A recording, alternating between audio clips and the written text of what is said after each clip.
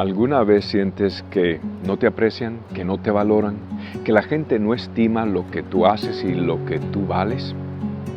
¿Sabes que hay un Dios en el cielo que lleva una contabilidad exacta?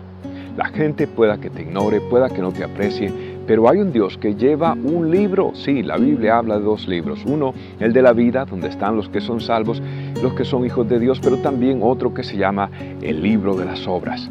Y allí Dios tiene una cuenta minuciosa, detallada, con lujos de detalles, de todo lo que tú hiciste. Cuando nadie te vio, cuando nadie te apreció, Dios lleva una cuenta. Por eso la Biblia dice que nuestra labor en Dios jamás será en vano.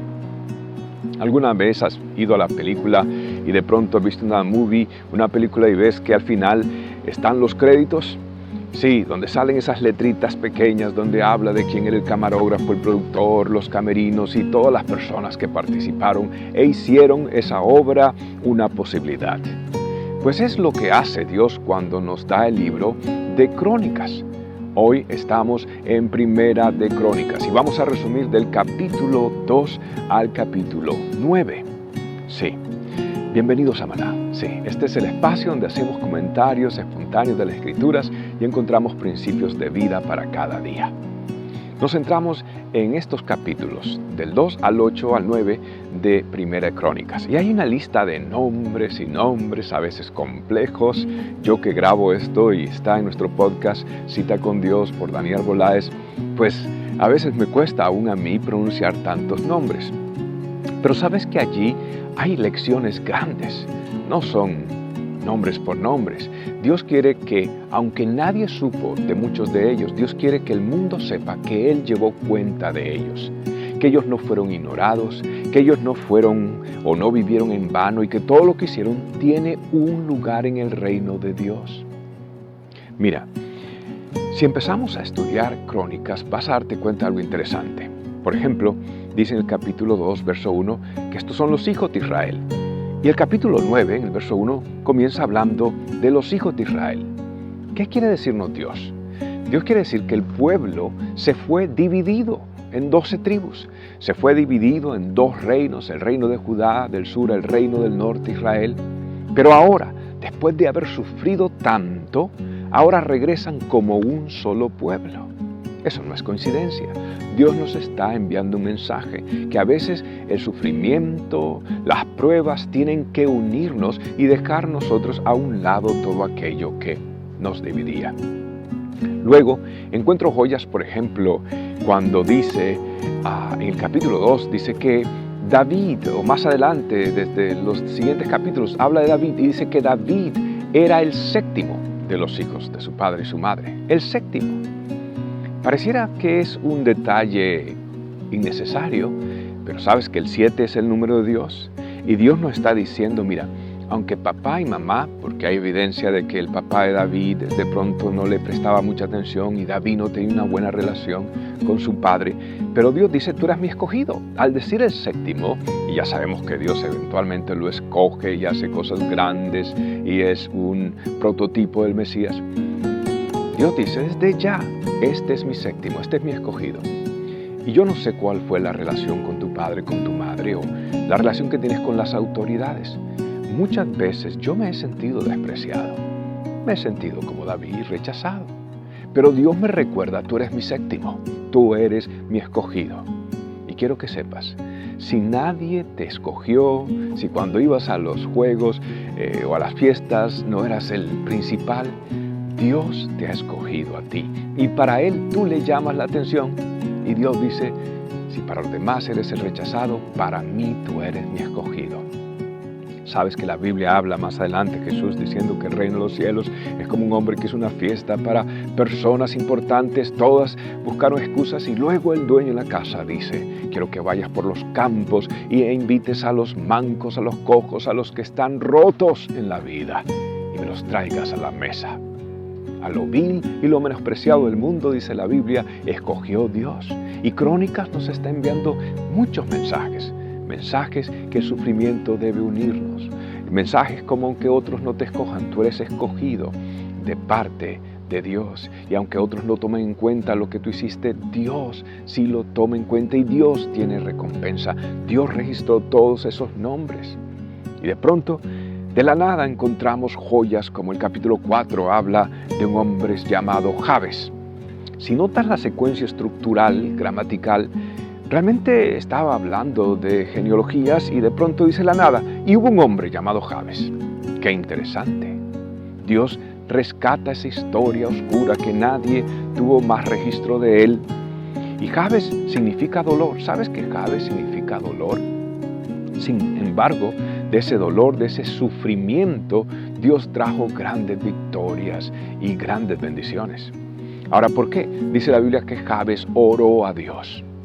Sí, más adelante parecía que él tenía ambición y dice, bendíceme, y dice, líbrame de dolor, porque claro, él sabía lo que era el dolor, líbrame de angustia, líbrame de dolor, porque yo sé lo que es dolor, Señor. Pareciera ambición, pero la verdad que es un hombre de oración. Entonces, ¿qué quiere decir? Que si Dios le contestó las oraciones, porque la Biblia dice que Dios le dio todo lo que pidió, quiere decir que Dios estuvo agradado de él. ¿Por qué? Porque en ese proceso de oración, más que obtener lo que pidió, se convirtió en lo que debía ser. Y la oración, más que obtener, la oración nos cambia, nos transforma, nos une a Dios y empezamos a anhelar y a desear lo que Dios quiere. La Biblia dice que debemos de pedir de acuerdo a la voluntad de Dios.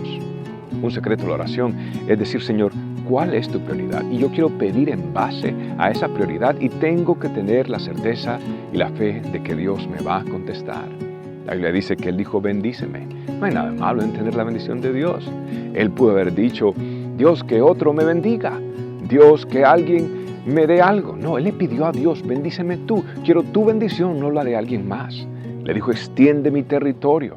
Algunos dirán, oh, Él era un vicioso. No.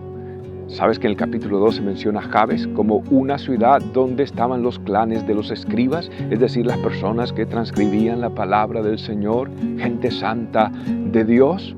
Y lo que está diciendo, y según algunos historiadores y aún los targums judíos, los comentarios judíos dicen que él lo que quería era expandir el templo o la ciudad de Dios, el lugar donde estaban los escribas para poder seguir transmitiendo la palabra del Señor. En otras palabras, él pedía para que el reino de Dios fuese extendido. Déjame decirte algo, pide, Dios bendíceme para bendecir tu obra, prospérame para prosperar tu obra. Puedes pedirle a Dios, pero con una motivación del reino, con una motivación de lo que le interesa a Dios. Señor, quiero servirte con todo y si me permites, quiero ponerlo a tu disposición. Por eso Dios lo bendijo, extendió su territorio y lo protegió. Yo creo que Jabes es un ejemplo de oración, por supuesto que sí. Y Dios dice en la Biblia que le contestó porque se agradó. Así que todos estos libros, cada vez que tú veas una parte que aparentemente es aburrida de la Biblia, no lo es. Allá hay misterios, allá hay tesoros escondidos y tienes que encontrarlos y tienes que descubrirlos. Así que recuerda, Dios toma en cuenta todo lo que tú haces y Dios te dará recompensa. No la esperes de un ser humano, espérala del cielo. Él va a usar, por supuesto, agencia humana, personas de pronto, pero la bendición siempre viene de Dios. De hecho, Jabes pidió que la mano de Dios estuviera con él. Es una mano de protección, pero es una mano también de favor, que te abre puertas. Pide la mano de Dios en tu vida. Recuerda que si eres rechazado por los demás, eres un escogido de Dios. Ya basta de estar intimidado. Tengo que hablarle a alguien. Alguien necesita escuchar esto. Ya basta de estar intimidado de la opinión de los demás. Tienes que dejar de temer a los hombres y tienes que empezar a temer a Dios. En otras palabras, a considerar la prioridad y la agenda de Dios más importante que la opinión de los demás. Acuérdate, eres un escogido, eres un David, eres un séptimo de Dios. Y si hay sufrimiento, de pronto Dios te va a permitir unirte a los demás para santificarnos y acercarnos mutuamente y servir juntos al Señor. De hecho, así termina el capítulo 9. Comienza en el verso 1 diciendo, los hijos de Israel, nuevamente ya no son divididos, ahora son unos, a través del sufrimiento, dice que tomaron posesión de su tierra o se establecieron en su tierra. Dios dice, estuviste demasiado tiempo en el exilio. He aquí, dice Dios, yo voy a darte una herencia. Dios te dará una herencia.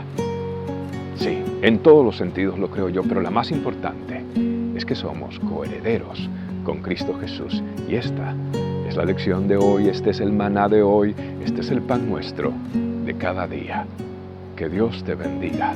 Gracia y paz, favor de Dios sobre tu vida.